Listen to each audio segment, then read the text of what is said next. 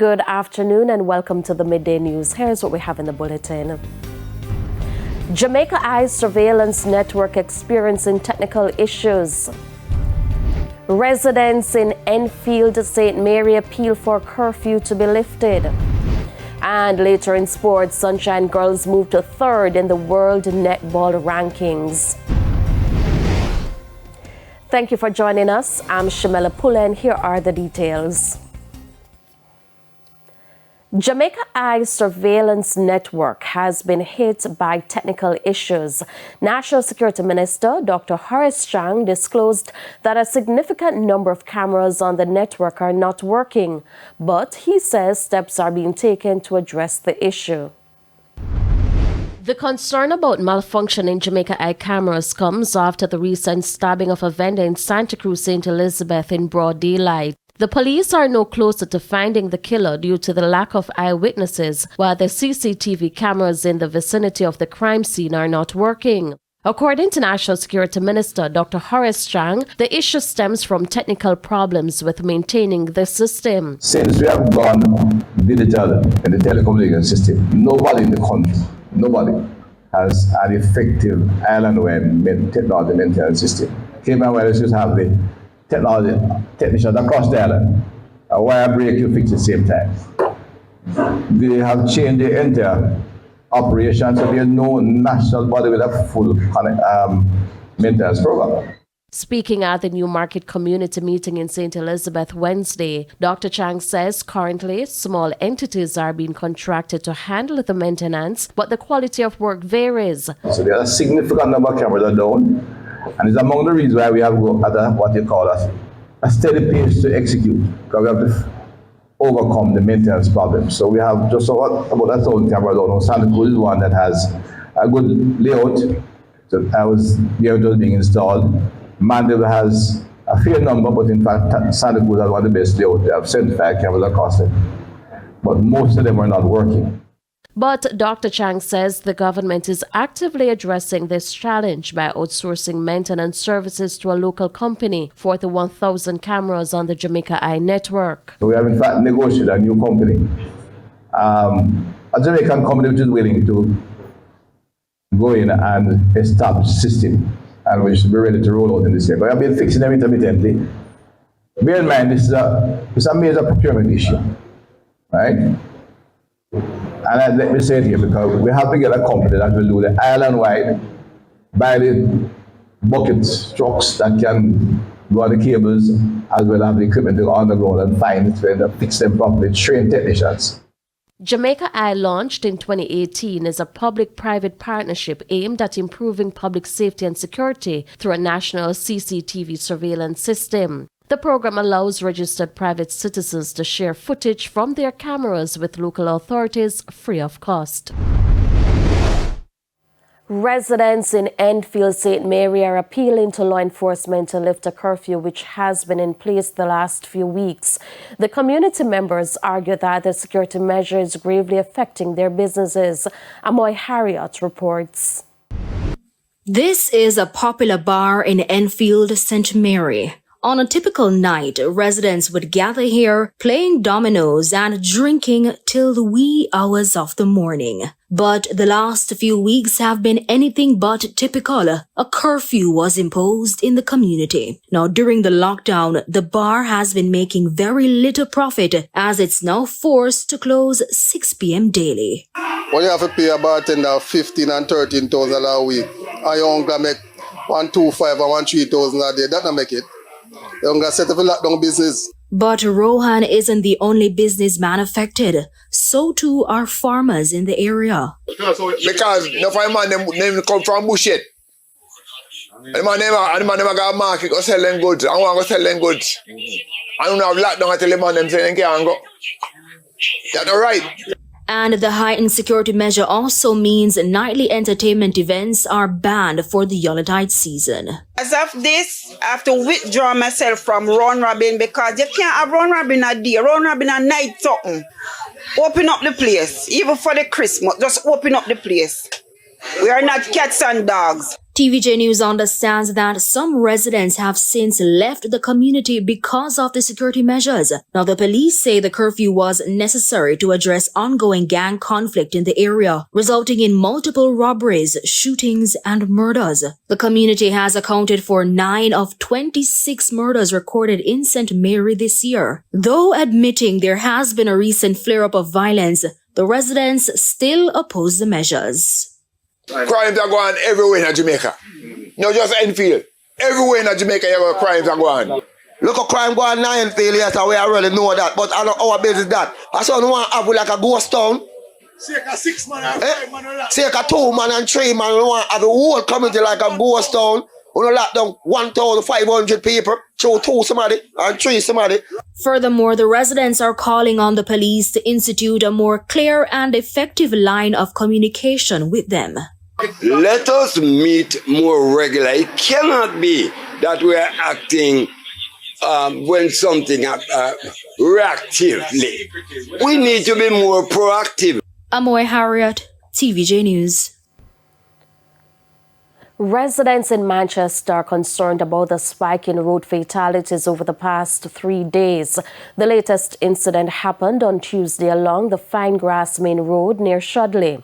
2 children were injured. Prior to that incident, a woman died and a man seriously injured on that same road. Before that, a biker was also killed in Mandeville after crashing into another vehicle. One resident is urging persons to be more cautious on the road. The stretcher road is in a deplorable condition. In that the potholes, it poses a lot of problem to vehicles and also pedestrians. But what I would like to appeal to the drivers and the stretcher road to do, caution. You see, once you have caution, then it will be better. But don't come out here every day with the speed kill. Since the start of the year, the parish of St. Elizabeth has recorded some 223 major crimes. Of that number, the Newmarket area accounts for 11, including 2 murders. Commanding officer for the parish, Superintendent Coleridge Mento, made the revelation while speaking to residents. Crimes is still 11 too many. Whilst 11 is showing a decrease when compared to 16 for the similar period last year, we have still, Minister, implemented a number of strategies to bring major crimes even further down. We have since implemented in October of this year a beat patrol in the town of Newmarket, and since then we have not had any major crime reported in this area. He further pointed to other areas of concern. Domestic disputes, threats, conflicts, and conflicts that could potentially lead to violence. And so I appeal to the citizens of this area to utilize the services of our Domestic Violence Center and the Restorative Justice Center that are located in the Santa Cruz area in the parish, and they serve all communities.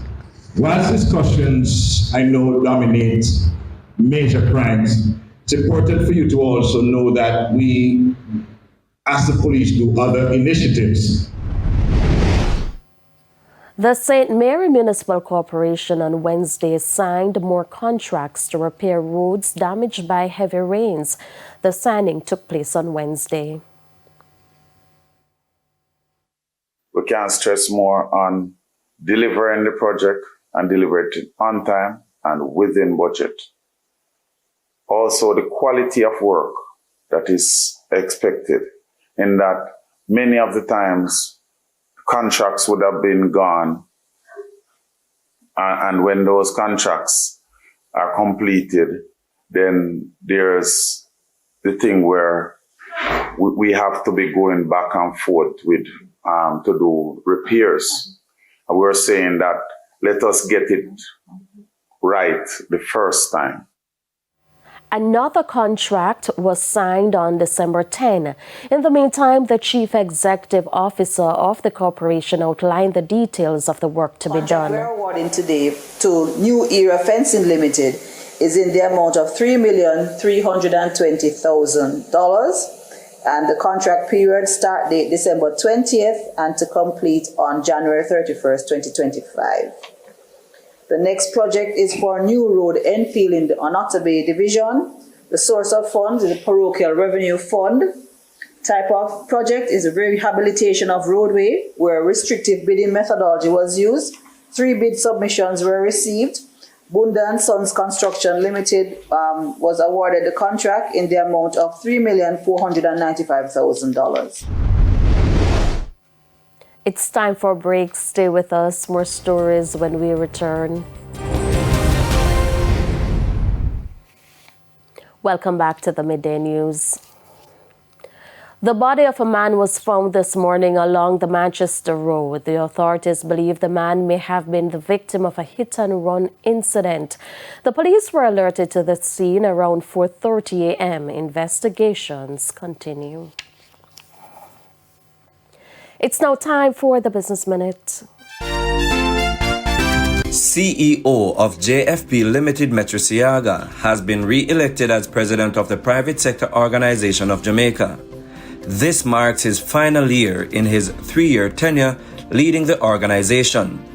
The officers joining him are Executive Director Sasha Vasiana Riley, Vice Presidents Dr. Paris Leo Aye, Marian Ross Amar, Brian Jardim, Gail Moss Solomon and Hugh Grant.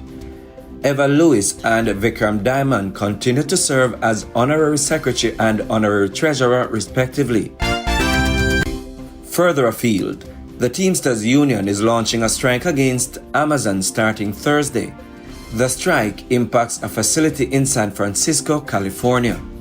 It's also expected to include warehouses in Staten Island, Queens, the Chicago suburb of Skokie, and others in Southern California.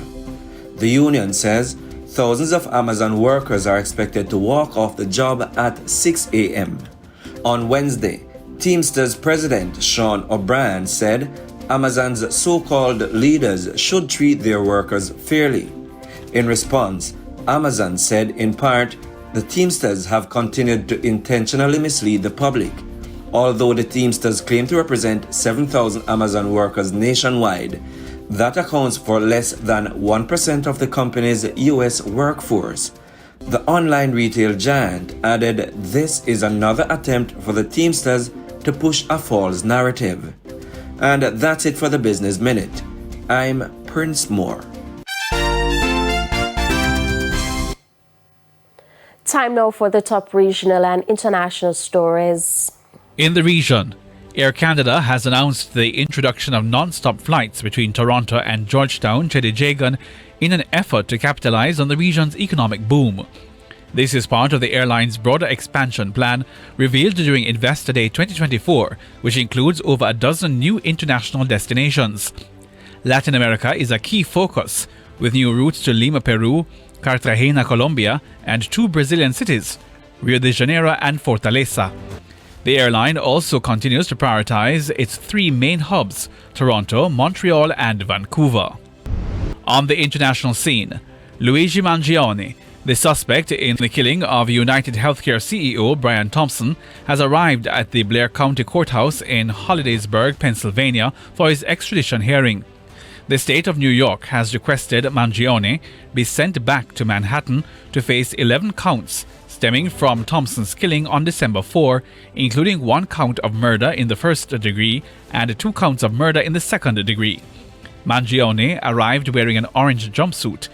He was escorted out of the police vehicle and into the courthouse by officers.